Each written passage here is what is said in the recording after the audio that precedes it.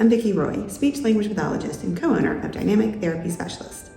Today I want to talk to you about reflexes, why they are important, why they need to integrate, and how we at Dynamic Therapy Specialists look at reflexes to inform the decisions that we make for intervention. Reflexes are automatic responses. They are involuntary. They serve for protection and survival in early development. When babies are born as infants, we are unable to volitionally move on our own. So we've got a system of reflexes that will keep us protected. If you touch the side of the baby's face, their head will automatically turn.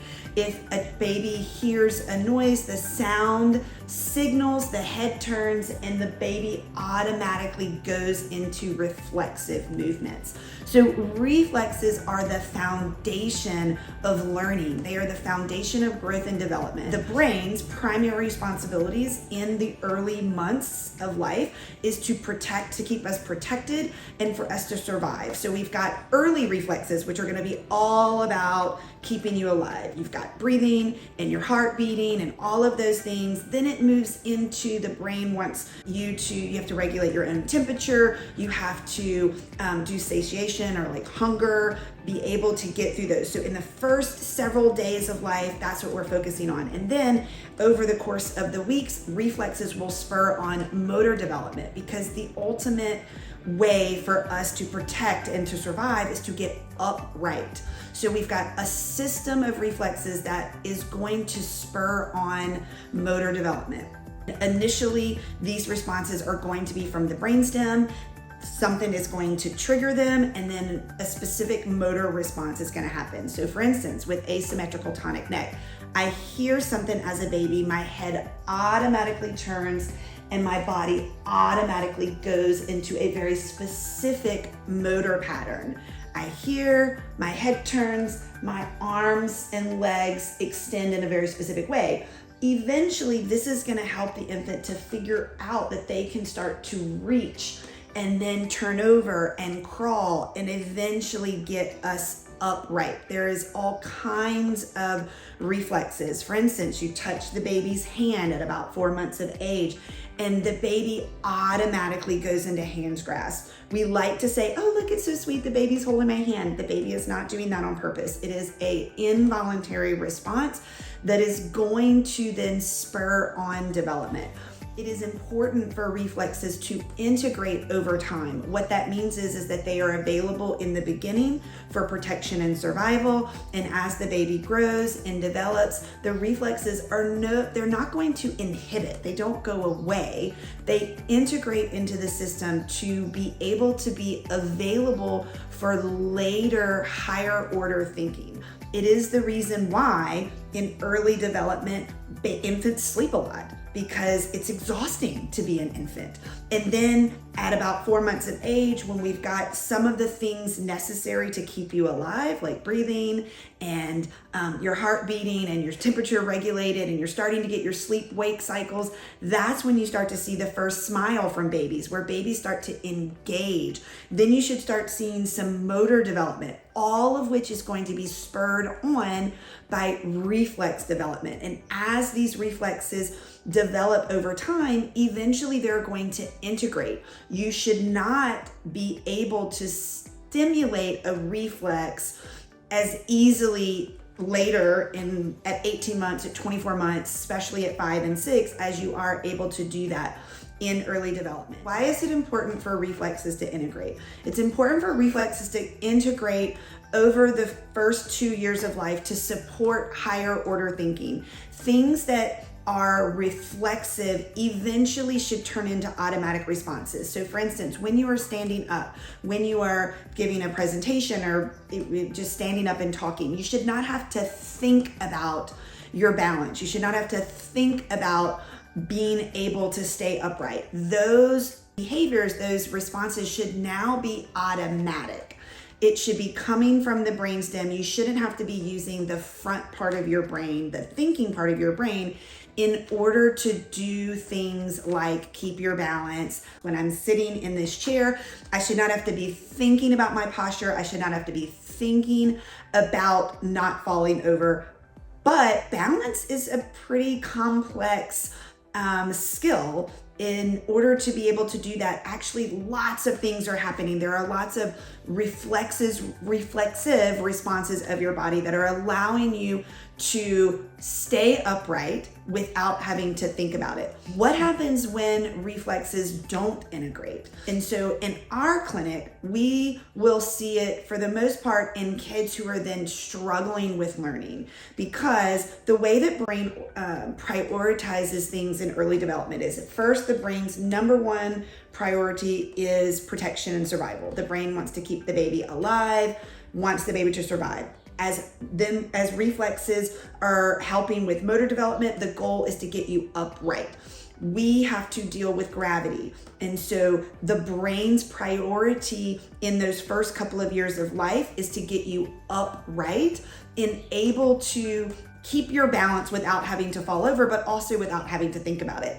And then you will see that then language will start to occur. There's a reason why most children do not learn to talk until between 12 and 18 months of age, that it starts to happen around the same time that they get upright and they're toddling around. There's a reason why most children, not all children, but most children are not fluently talking before they're fluently running and moving around. There's a reason why we first, in development, it's reflexive movement, motor movement, we're getting upright, we start to toddle and walk around, language also starts to happen. And then we get into full conversation at the point at which we're also really moving around very well. There's a reason why 3 and 4-year-old, that's about the age at which you start to be more able to use language flexibly. They start to get funny, they start to understand, they start to be able to collaborate and use their language. Their peer interactions move from playing beside kids to now they're playing along with kids. There's a reason why this happens, because the brain is going to prioritize energy in that way, because it's most important that you are breathing and that your heart's beating and that you're upright and not falling over, and then language, and then peer interactions, and then flexible thinking. And so when you are seeing things like difficulties with peer interactions, difficulties with focus and attention, difficulties with behavior, difficulties with emotional regulation, in our clinic, we're gonna first look at reflex integration, because we want to see, is it that the child is truly having a difficulty with these concerns like focus and attention or peer interactions? Is that the difficulty? Or is it that there's something more foundational that hasn't integrated to support these abilities? So just like you and I, so I theoretically am a neurotypical, highly functioning individual. However, if I get tired enough, hot enough, hungry enough, make me dizzy, add something, take away some of these automaticities that I don't normally have to think about, because these are things that have integrated into my system. Peel some of those back and I too will get easily frustrated. I too will have a difficult time focusing and attending. I too might say something that I don't mean. I too might cry or have an emotional meltdown. It's not because I have social difficulties per se. It's not because I have a language disorder per se. I might have those things. However, when we have a difficult time with the things that should be integrated into our system, that should be automatically functioning from an automatic standpoint, when we're having to think about those things, these higher order flexible thinking, emotional regulation, behavior, high order language, those things, we can't access them. And so when reflexes are unintegrated, we can see difficulties in these higher order abilities that may or may not be attributed to a true diagnosis of ADHD, a true diagnosis of language disorder, or a true, even a reading difficulty. we at least want to look at these things. We want to look at their reflexes, and then we want to look at their language skills, and then we want to look at their literacy skills, and then we want to look at these things. But we don't want to just simply assume that because a child is having peer interactions, that they must have a social communication difficulty, or that if they're having focus and attention difficulties, that they must have ADHD. What if they have reflexes that aren't integrated and they aren't supporting them at the level in which they should, which is causing them to look like they have attention difficulties? So at DTS, we specialize in reflex integration. Our OTs, even our speech language pathologists and our audiologists all have reflex training. We all understand the importance of this foundational piece. And so if your child is struggling with motor development, if they're having a difficult time with balance or crossing midline, or any of these things that typically an occupational therapist would look at, even handwriting, what we do at Dynamic Therapy Specialists is we look at these foundational reflexes before we go straight into saying, okay, this is the difficulty, we're having this problem, because we understand that reflex integration supports motor development, and that motor development supports language development, and that language development, all of these things work together in order to optimally develop the child.